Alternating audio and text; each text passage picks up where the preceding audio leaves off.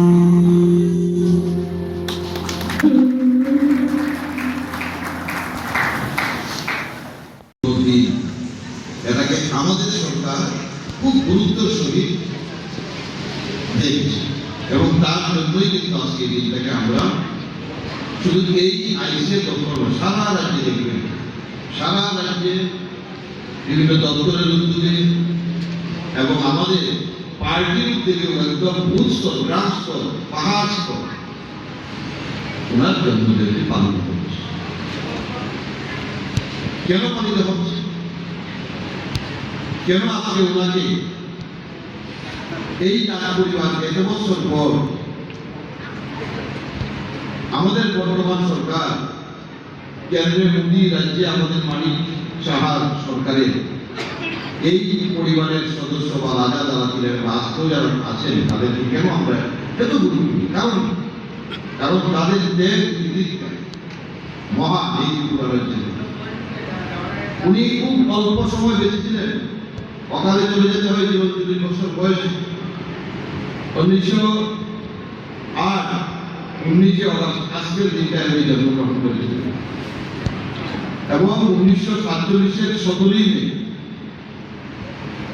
উনি পৃথিবী ছেড়ে চলে যান।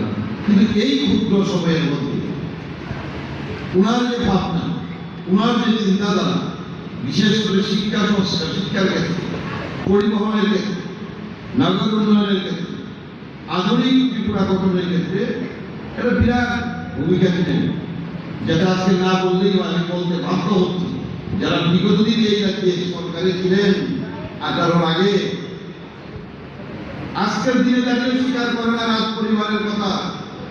এখানে বুঝতে হবে ছাত্রছাত্রীদেরকে যে রাজ পরিবারের নাকি কোনো ভূমিকাই ছিল না, আর এই রাজ পরিবারের ভূমিকা ছিল বলেই আজকে ত্রিপুরা রাজ্যে জাতি জনজাতি সকল অংশের মানুষ একত্রে চলতে পারছে এবং সুন্দরভাবে আমাদের সরকার এই রাজ্যকে এগিয়ে নিয়ে যাওয়ার চেষ্টা করছে। এটা পাহাড়